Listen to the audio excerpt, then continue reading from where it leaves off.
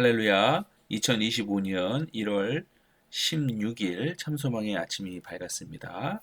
저와 여러분이 함께 부를 찬양은 찬송가 309장 목마른 내 영혼입니다. 함께 찬양하시겠습니다.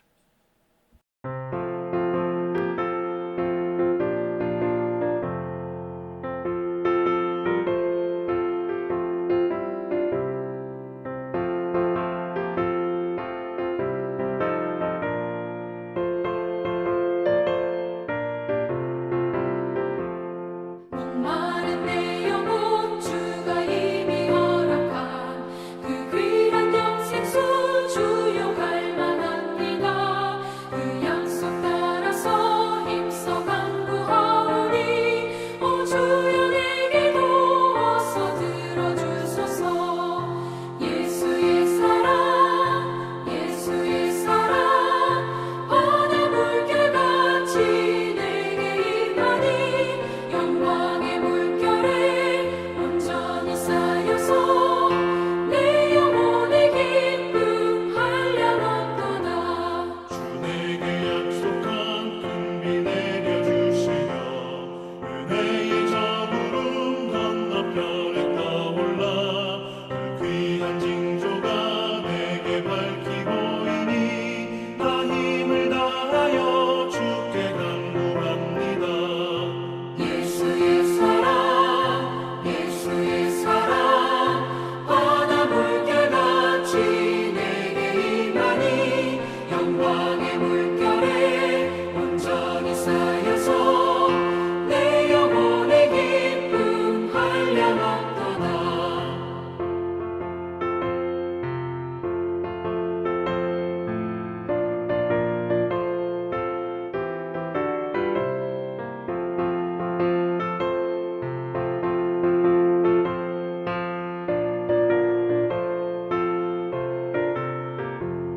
은혜의 소낙비 지금은 좀 기내려 구원의 큰 강물 흘러차고 넘쳐서 내 추한 모든 죄 모두 씻어버리니 나 지금 은혜를 충만하게 받았네. 예수의 사랑 예수의 사랑 바다 물결같이 내게 임하니 영광의 물결에 온전히 쌓여서 내 영혼의 기쁨 한량없도다.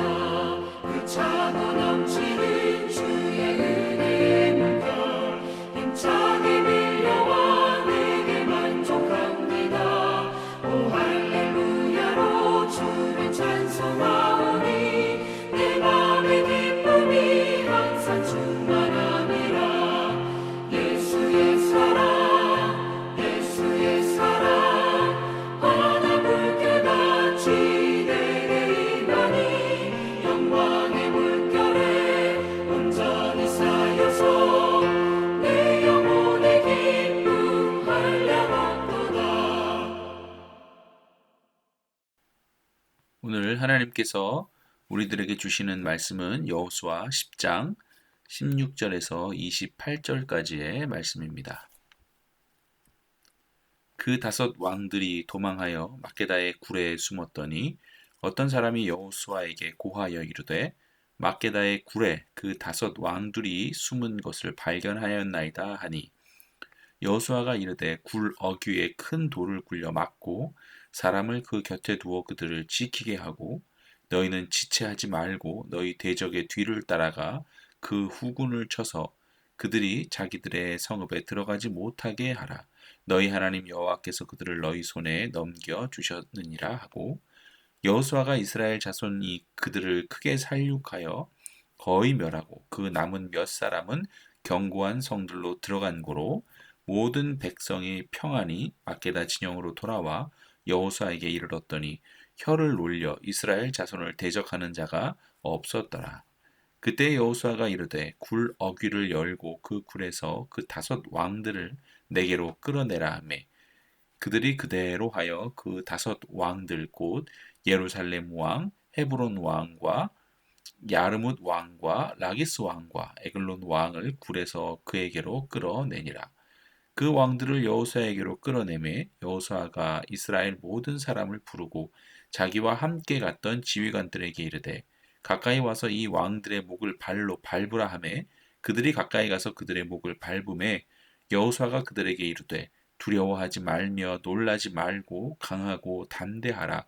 너희가 맞서서 싸우는 모든 대적에게 여호와께서 다 이와 같이 하시리라 하고 그 후에 여호수아가 그 왕들을 쳐 죽여 다섯 나무에 매달고 저녁까지 나무에 달린 채로 두었다가 해질 때에 여호수아가 명령하매 그들의 시체를 나무에서 내려 그들이 숨었던 굴 안에 던지고 굴 어귀를 큰 돌로 막았더니 오늘까지 그대로 있더라. 그날에 여호수아가 막게다를 취하고 칼날로 그 성읍과 왕을 쳐서 그 성읍과 그 중에 있는 모든 사람을 진멸하여 바치고 한 사람도 남기지 아니하였으니 막게다 왕에게 행한 것이 여리고 왕에게 행한 것과 같았더라. 아멘. 오늘의 본문도 어제에 이어 여호수아와 이스라엘 백성이 아모리 다섯 왕들과 전쟁에서 결정적인 승리를 거둔 사건을 계속해서 기록하고 있습니다. 여호수아가 이 기브온에서의 기적적인 전투 이후 다섯 왕들이 도망쳐 막게다의 굴에 숨었다는 그 말씀으로 오늘의 본문이 시작이 되죠. 이에 여호수아는 곧바로 지체하지 아니하고 이 아모리 다섯 왕들이 숨어 들어간 굴의 입구를 큰 돌로 봉쇄합니다. 그리고 또 한편으로는 적군의 후군을 추격하도록 지시를 하죠. 왕들이 도망가 버렸으니 여러분 왕들을 따르던 적군들은 전의를 분명히 상실했을 것입니다. 이에 이스라엘 백성들이 다시 적군의 후군을 추격하여 거의 전멸시켜 버리죠. 예상할 수 없었던 이런 승리를 얻게 된 것입니다. 다섯 나라의 아모리 연합군을 단 한 번의 전쟁으로 멸절시킨 것이죠. 더군다나 그 나라들의 왕들도 모조리 붙잡는 그런 완전한 승리를 이스라엘 백성들이 거두게 됩니다. 이때 여호수아가 군대의 지휘관들에게 특별한 지시를 하나 합니다. 여호수아는 다섯 왕을 끌어내어 지휘관들에게 그들의 목을 밟으라고 명령을 합니다. 여기에는 어떤 의미가 있을까요? 오늘은 짧지만 이 여호수아가 지휘관들에게 적군들의 왕의 목을 밟으라고 명령한 이것에 어떤 의미가 있는지를 좀 같이 나누고자 합니다. 당시 전쟁에서는 적의 왕들을 굴복시키는 행위가 승리의 상징적인 표현으로 여겨졌습니다. 지휘관들이 적의 왕들의 목을 밟음으로써 이스라엘의 군대는 자신들이 단순히 전투에서 이겼을 뿐 아니라 완전한 승리, 완벽한 승리를 거두었다라는 그런 확신을 가지게 됐을 것입니다.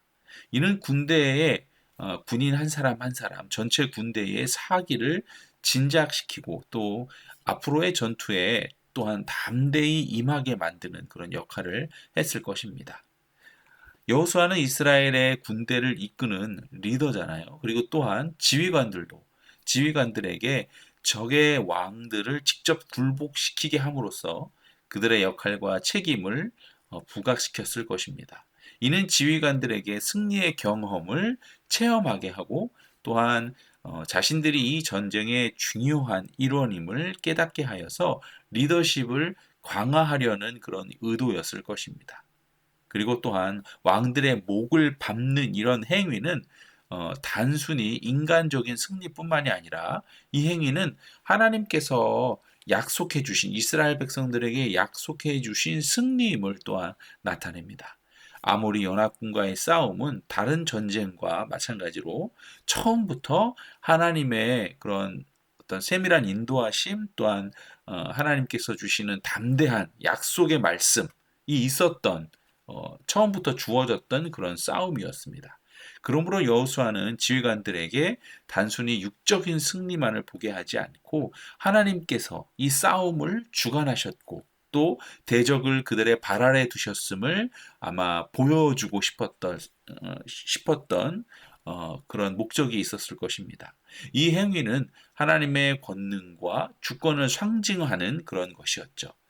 이에 더하여 25절에 보면 여호수아는 지휘관들에게 하나님께서 여호수아에게 했던 말처럼 여호수아가 지휘관들에게 두려워하지 말며 놀라지 말고 강하고 담대하라 라고 명령을 합니다. 이는 단순한 격려가 아니라 자신이 받았던 믿음의 훈련을 또한 지휘관들에게 전하여 준 것입니다. 지휘관들이 믿음의 훈련을 할 수 있도록 그렇게 권면의 말을 해준 것이죠. 대적의 왕들을 발로 밟는 경험을 통해 지휘관들은 하나님이 주시는 승리에 대한 확신을 갖게 되고 앞으로의 전투에서도 하나님의 말씀에 의지하여 동일하게 두려움을 극복할 수 있는 믿음을 배우게 되는 것입니다. 앞으로 가나안에 거주하고 있는 모든 이방 민족들을 쳐서 모두 없앨 때까지 많은 전쟁들을 해야 할 것인데 이때 이스라엘 백성이 가나안 정복 과정에서 지속적으로 붙들어야 할 교훈이었던 것이죠. 무엇이요?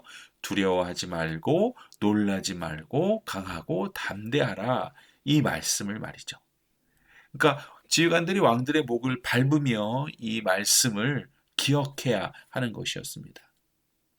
그리고 여러분 또한 이 지휘관들이 왕들의 목을 밟는 장면, 여러분들은 어디서 많이 들어본 것 같지 않으십니까? 왕들의 목을 밟는 장면은 또한 궁극적으로는 예수 그리스도의 승리를 예표한다고 볼 수 있습니다. 창세기 3장 15절에서 하나님은 여자의 후손, 즉 메시아가 뱀의 머리를 상하게 할 것을 예언하고 계십니다. 왕들의 목을 밟는 이 장면은 하나님의 백성이 그리스도를 통해 궁극적으로는 모든 대적의 목을 밟는 것, 모든 대적을 정복하고 승리할 것을 상징적으로 보여준다고 볼 수 있는 것이죠. 여호수아가 지휘관들에게 왕들의 목을 밟으라고 한 이유는 단순한 승리의 과시가 아니라 현실적으로는 군대의 사기를 높이고 지휘관들의 리더십을 강화하기 위함이며 영적으로는 하나님께서 주시는 승리에 대한 확신을 심고 또한 두려움을 극복하고 믿음을 훈련시키기 위한 것이었습니다. 저는 오늘 이 말씀을 통해 세 가지를 여러분들에게 당부하고 싶습니다. 첫 번째는 하나님이 우리가 이 세상을 살면서 누려야 할 승리, 영적인 승리, 세상에서의 승리의 주체이심을 우리가 믿어야 할 것입니다. 여호수아는 전쟁의 모든 과정에서 하나님의 인도하심을 따랐잖아요. 우리도 마찬가지죠. 성도들의 삶의 모든 문제에서 하나님의 주권과 승리의 약속을 믿어야 할 줄 믿습니다. 우리의 능력이나 노력보다 더 중요한 것은 하나님의 뜻과 계획이 항상 더 크고 완전하다는 것입니다. 두 번째로는 두려움 대신 우리가 담대함을 가져야 한다는 것입니다. 여호수아가 지휘관들에게 두려워하지 말고 강하고 담대하라라고 말한 것은 단순한 격려가 아니라 우리가 평생을 살아갈 때에 우리가 손에 붙들어야 할 믿음의 핵심입니다. 두려움을 이기는 비결은 우리의 능력에 의지하는 것이 아니라 내가 가지고 있는 것에 의지하는 것이 아니라 하나님이 이미 승리를 우리에게 주셨다는 확신에 있습니다. 세 번째로 온전한 순종이 축복의 열쇠인 것입니다. 여호수아는 하나님의 명령을 철저히 따랐습니다. 성도들이 하나님의 말씀에 온전히 순종할 때 여러분 하나님께서 그들을 통해 하나님의 뜻을 이루시고 또 하나님께서는 영광을 받으실 것입니다.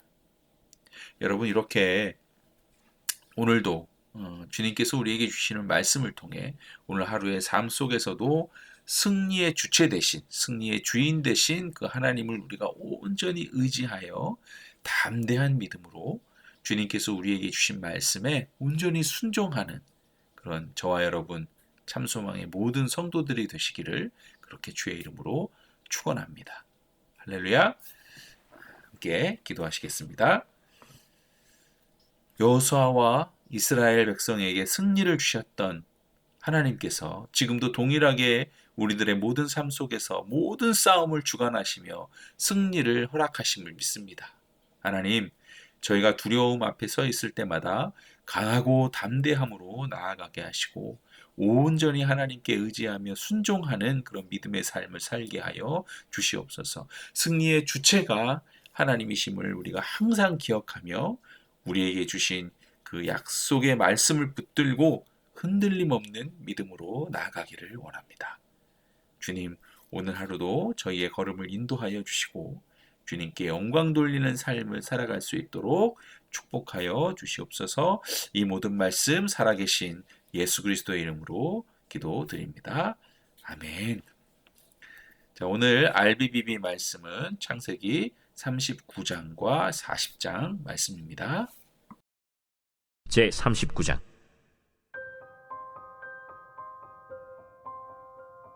요셉이 이끌려 애굽에 내려가매 바로의 신하 친위 대장 애굽 사람 보디발이 그를 그리로 데려간 이스마엘 사람의 손에서 요셉을 산이라. 여호와께서 요셉과 함께 하심으로 그가 형통한 자가 되어 그의 주인 애굽 사람의 집에 있으니 그의 주인이 여호와께서 그와 함께 하심을 보며 또 여호와께서 그의 범사에 형통하게 하심을 보았더라. 요셉이 그의 주인에게 은혜를 입어 섬김에 그가 요셉을 가정 총무로 삼고 자기의 소유를 다 그의 손에 위탁하니 그가 요셉에게 자기의 집과 그의 모든 소유물을 주관하게 한 때부터 여호와께서 요셉을 위하여 그 애굽 사람의 집에 복을 내리심으로 여호와의 복이 그의 집과 밭에 있는 모든 소유에 미친지라. 주인이 그의 소유를 다 요셉의 손에 위탁하고 자기가 먹는 음식 외에는 간섭하지 아니하였더라. 요셉은 용모가 빼어나고 아름다웠더라. 그 후에 그의 주인의 아내가 요셉에게 눈짓하다가 동침하기를 청하니 요셉이 거절하며 자기 주인의 아내에게 이르되 내 주인이 집안의 모든 소유를 간섭하지 아니하고 다 내 손에 위탁하였으니 이 집에는 나보다 큰 이가 없으며 주인이 아무것도 내게 금하지 아니하였어도 금한 것은 당신뿐이니 당신은 그의 아내임이라. 그런즉 내가 어찌 이 큰 악을 행하여 하나님께 죄를 지으리이까. 여인이 날마다 요셉에게 청하였으나 요셉이 듣지 아니하여 동침하지 아니할 뿐더러 함께 있지도 아니하니라. 그러할 때 요셉이 그의 일을 하러 그 집에 들어갔더니 그 집 사람들은 하나도 거기에 없었더라. 그 여인이 그의 옷을 잡고 이르되 나와 동침하자. 그러나 요셉이 자기의 옷을 그 여인의 손에 버려두고 밖으로 나가매 그 여인이 요셉이 그의 옷을 자기 손에 버려두고 도망하여 나감을 보고 그 여인의 집사람들을 불러서 그들에게 이르되 보라, 주인이 히브리 사람을 우리에게 데려다가 우리를 희롱하게 하는도다. 그가 나와 동침하고자 내게로 들어오므로 내가 크게 소리질렀더니 그가 나의 소리질러 부름을 듣고 그의 옷을 내게 버려두고 도망하여 나갔느니라. 그의 옷을 곁에 두고 자기 주인이 집으로 돌아오기를 기다려 이 말로 그에게 말하여 이르되 당신이 우리에게 데려온 히브리 종이 나를 희롱하려고 내게로 들어왔으므로 내가 소리질러 불렀더니 그가 그의 옷을 내게 버려두고 밖으로 도망하여 나간나이다. 그의 주인이 자기 아내가 자기에게 이르기를 당신의 종이 내게 이같이 행하였다 하는 말을 듣고 심히 노한지라. 이에 요셉의 주인이 그를 잡아 옥에 가두니 그 옥은 왕의 죄수를 가두는 곳이었더라. 요셉이 옥에 갇혔으나 여호와께서 요셉과 함께 하시고 그에게 인자를 더하사 간수장에게 은혜를 받게 하시매 간수장이 옥중 죄수를 다 요셉의 손에 맡김으로 그 재반 사물을 요셉이 처리하고 간수장은 그의 손에 맡긴 것을 무엇이든지 살펴보지 아니하였으니 이는 여호와께서 요셉과 함께 하심이라. 여호와께서 그를 범사에 형통하게 하셨더라.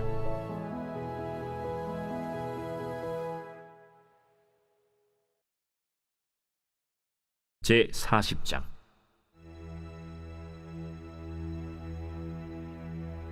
그 후에 애굽 왕의 술 맡은 자와 떡 굽는 자가 그들의 주인 애굽 왕에게 범죄한지라. 바로가 그 두 관원장 곧 술 맡은 관원장과 떡 굽는 관원장에게 노하여 그들을 친위 대장의 집안에 있는 옥에 가두니 곧 요셉이 갇힌 곳이라. 친위 대장이 요셉에게 그들을 수종들게 하매 요셉이 그들을 섬겼더라. 그들이 갇힌 지 여러 날이라. 옥에 갇힌 애굽 왕의 술 맡은 자와 떡 굽는 자 두 사람이 하룻밤에 꿈을 꾸니 각기 그 내용이 다르더라. 아침에 요셉이 들어가 보니 그들에게 근심의 빛이 있는지라. 요셉이 그 주인의 집에 자기와 함께 갇힌 바로의 신하들에게 묻되 어찌하여 오늘 당신들의 얼굴에 근심의 빛이 있나이까? 우리가 꿈을 꾸었으나 이를 해석할 자가 없도다.